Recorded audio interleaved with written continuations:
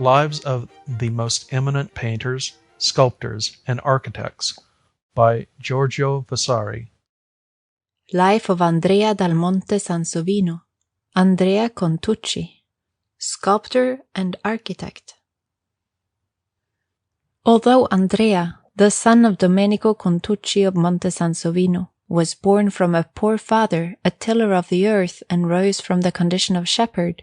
nevertheless his conceptions were so lofty, his genius so rare, and his mind so ready, both in his works and in his discourses on the difficulties of architecture and perspective, that there was not in his day a better, rarer, or more subtle intellect than his, nor one that was more able than he was to render the greatest doubts clear and lucid, wherefore he well deserved to be held in his own times, by all who were qualified to judge, to be supreme in those professions. Andrea was born, so it is said, in the year 1460, and in his childhood, while looking after his flocks, he would draw on the sand the livelong day, as is also told of Giotto, and copy in clay some of the animals that he was guarding.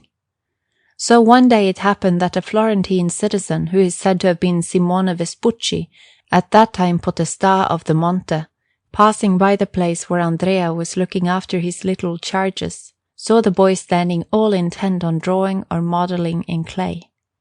Whereupon he called to him, and having seen what was the boy's bent, and heard whose son he was, he asked for him from Domenico Contucci, who graciously granted his request, and Simone promised to place him in the way of learning design, in order to see what virtue there might be in that inclination of nature, if assisted by continual study. Having returned to Florence then, Simone placed him to learn art with Antonio del Pollaiuolo, under whom Andrea made such proficience that in a few years he became a very good master. In the house of that Simone, on the Ponte Vecchio, there may still be seen a cartoon executed by him at that time, of Christ being scourged at the column, drawn with much diligence, and in addition 2 marvellous hands in terracotta, copied from ancient medals, one of the Emperor Nero, and the other of the Emperor Galba, which heads served to adorn a chimney-piece, but the Galba is now at Arezzo, in the house of Giorgio Vasari. Afterwards, while still living in Florence, he made an altarpiece in terracotta for the church of Santa Gata at Monte Sansovino, with a Saint Lawrence and some other saints, and little scenes most beautifully executed.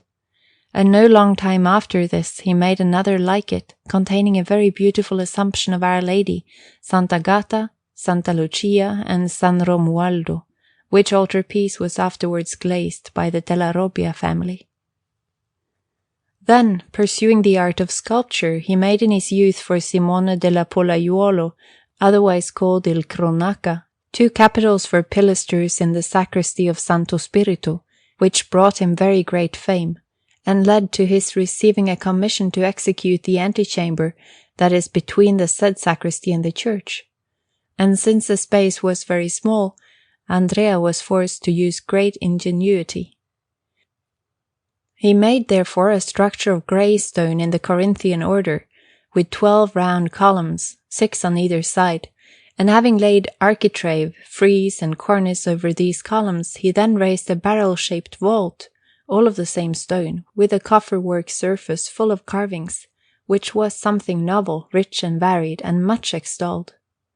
It is true indeed that if the mouldings of that coffer-work ceiling, which serve to divide the square and round panels by which it is adorned, had been contrived so as to fall in a straight line with the columns, with truer proportion and harmony, this work would be wholly perfect in every part, and it would have been an easy thing to do this. But according to what I once heard from certain old friends of Andrea, he used to defend himself by saying that he had adhered in his vault to the method of the coffering in the Ritonda at Rome, wherein the ribs that radiate from the round window in the centre above, from which that temple gets its light, serve to enclose the square sunk panels containing the rosettes, which diminish little by little, as likewise do the ribs. And for that reason they do not fall in a straight line with the columns. Andrea used to add that if he who had built the temple of the Ritonda, which is the best designed and proportioned that there is, and made with more harmony than any other, paid no attention to this in a vault of such size and importance, much less should he do so in a coffered ceiling with far smaller panels.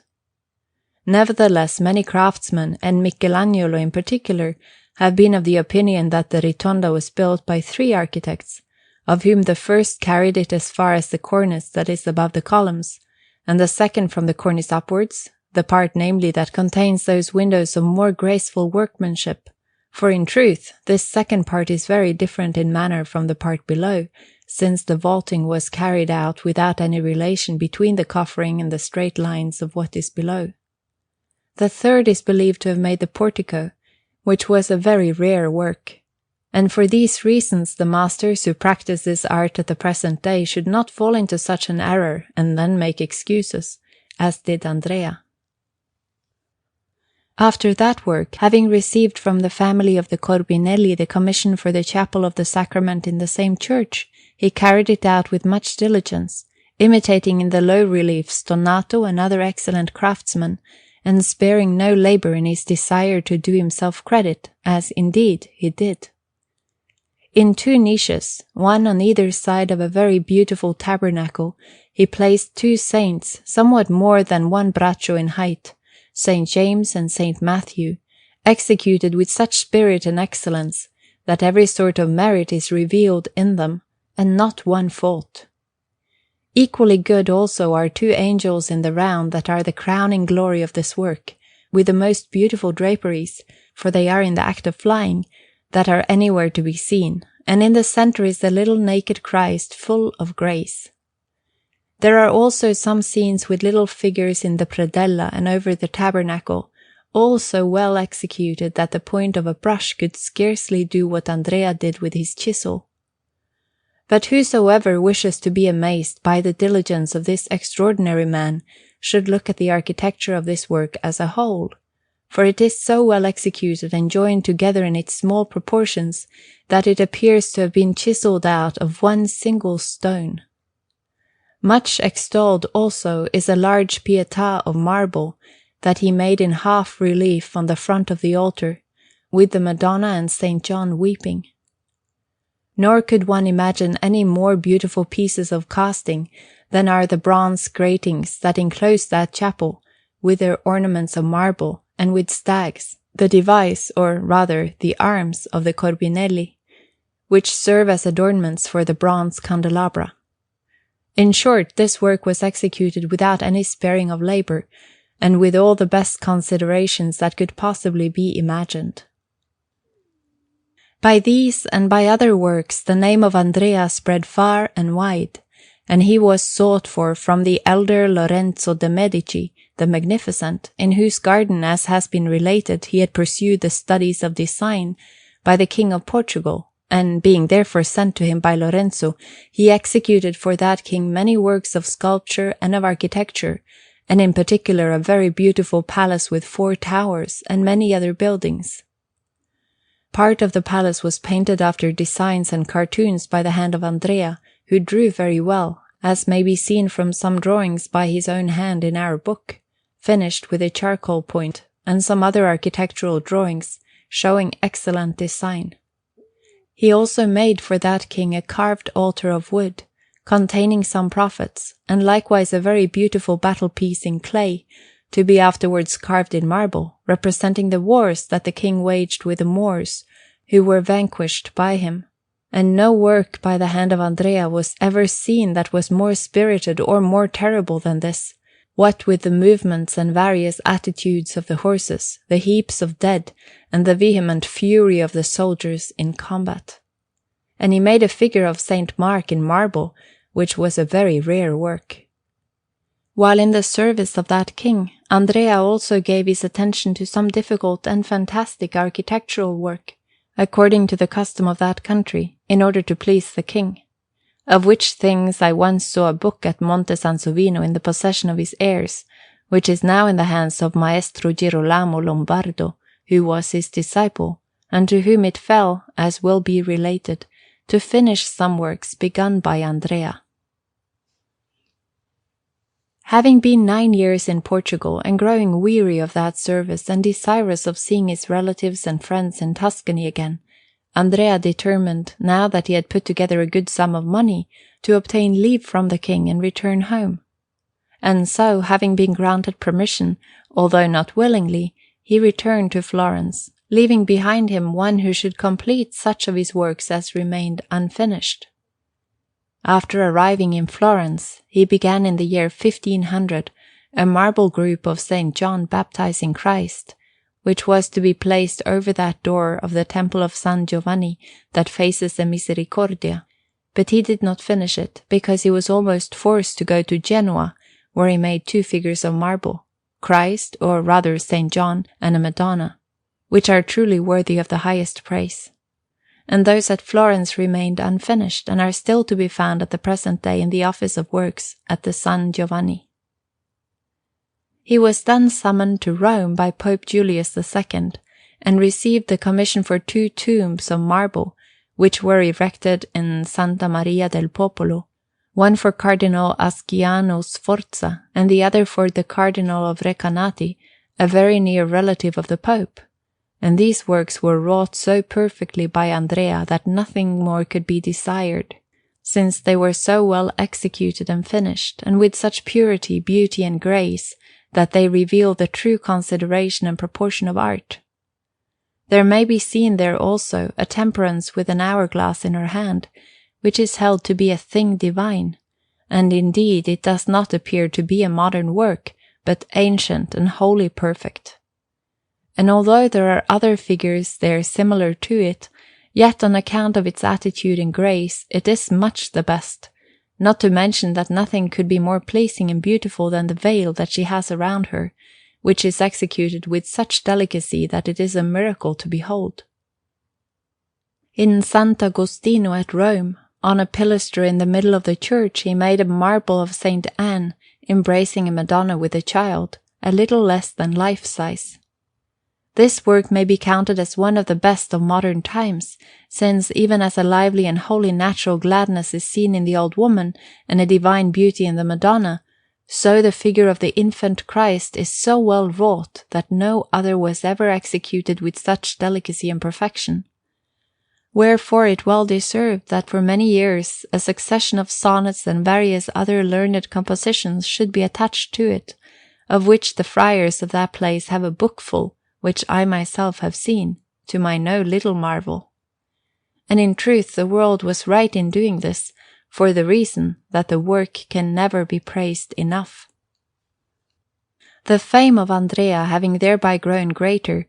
Leo X, who had resolved that the adornment with wrought marble of the chamber of the Madonna in Santa Maria at Loreto should be carried out, according to the beginning made by Bramante, ordained that Andrea should bring that work to completion.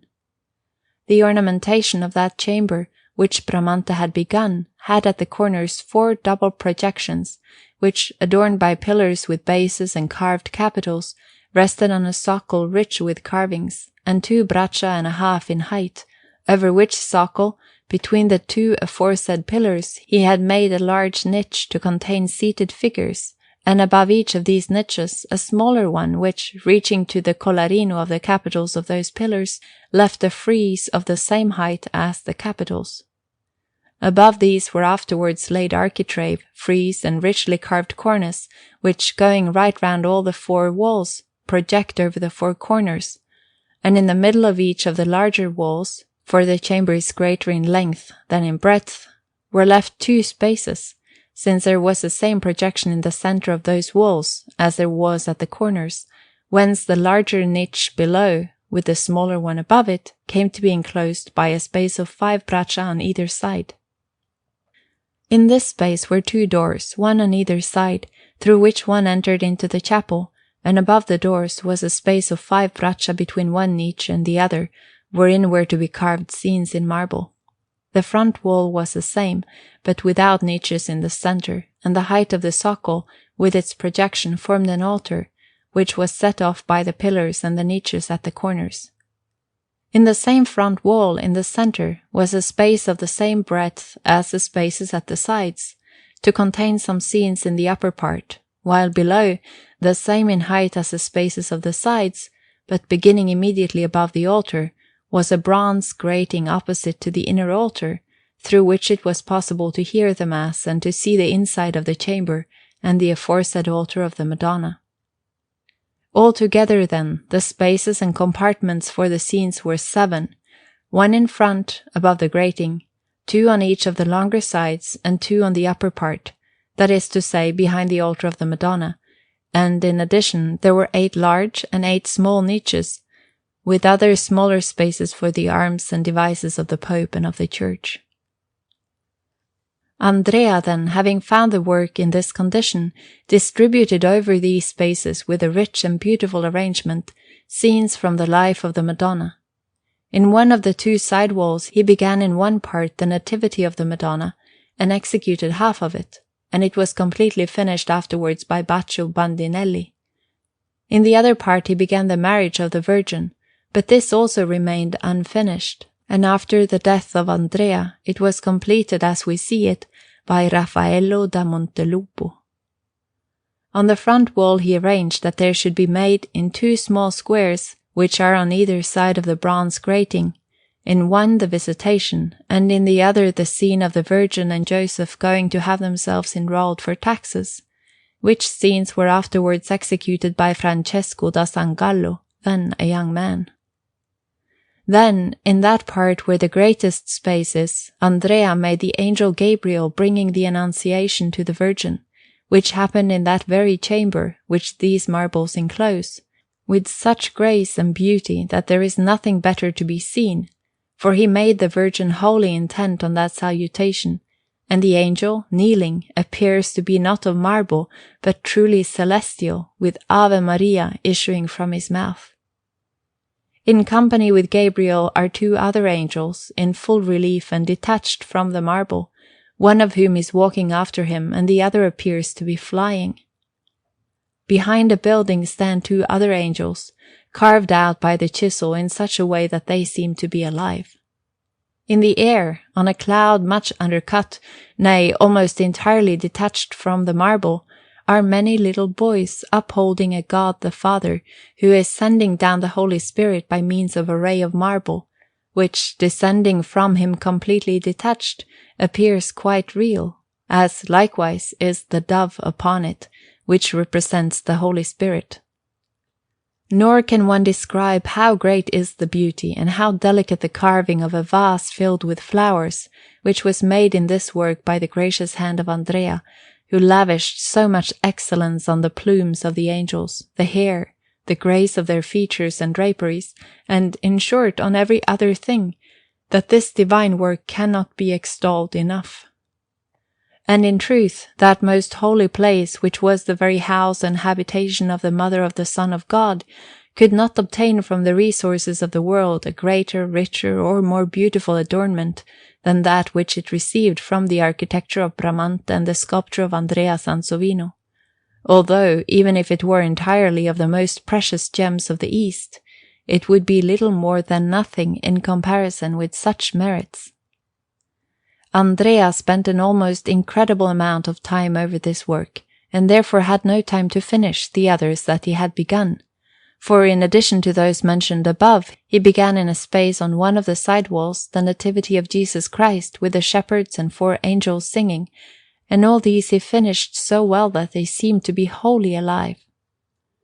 But the story of the Magi, which he began above that one, was afterwards finished by Girolamo Lombardo, his disciple, and by others. On the back wall he arranged that 2 large scenes should be made, one above the other.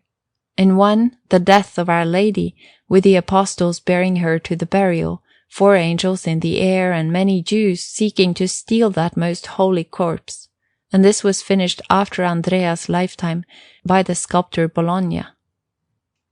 Below this one, then, he arranged that there should be made a scene of the miracle of Loreto, showing in what manner that chapel, which was the chamber of Our Lady, wherein she was born, brought up and saluted by the angel, and in which she reared her son up to the age of 12 and lived ever after his death, was finally carried by the angels, first into Sclavonia, afterwards to a forest in the territory of Recanati, and in the end to a place where it is now held in such veneration and continually visited in solemn throng by all the Christian people. This scene, I say, was executed in marble on that wall, according to the arrangement made by Andrea, by the Florentine sculptor Tribolo, as will be related in due place.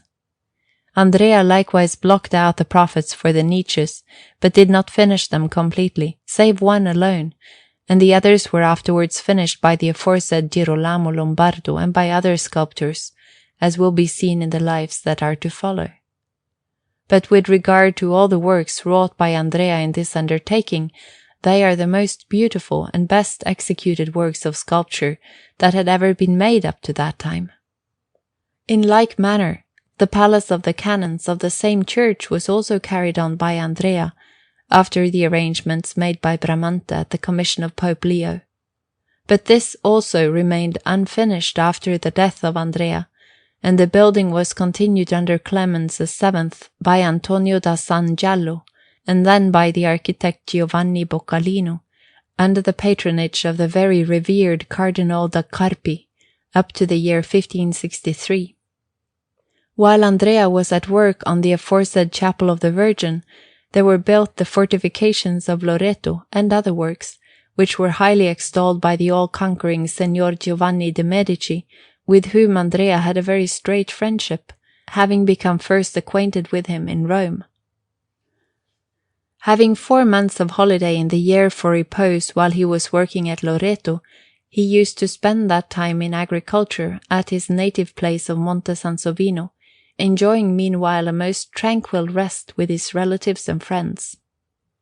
Living thus at the Monte during the summer, he built there a commodious house for himself and bought much property, and for the friars of Sant'Agostino in that place he had a cloister made, which, although small, is very well designed, but also out of the square, since those fathers insisted on having it built over the old walls.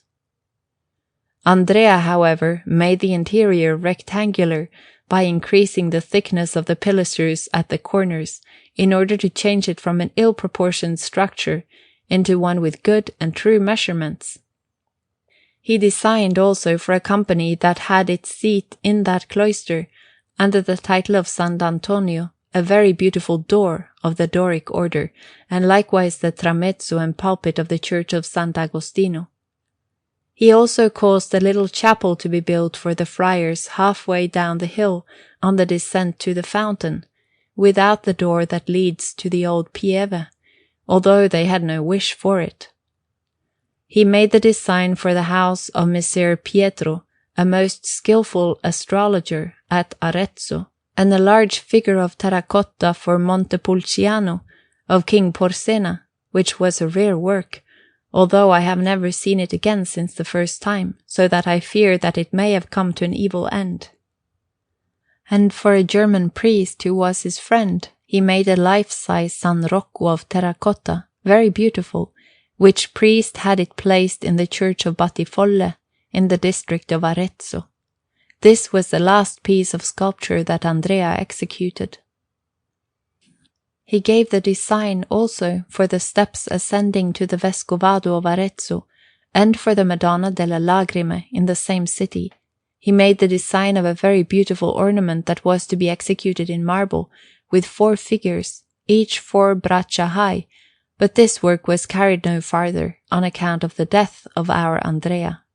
For he, having reached the age of 68, and being a man who would never stay idle, set to work to move some stakes from one place to another at his villa, whereby he caught a chill, and in a few days, worn out by a continuous fever, he died, in the year 1529.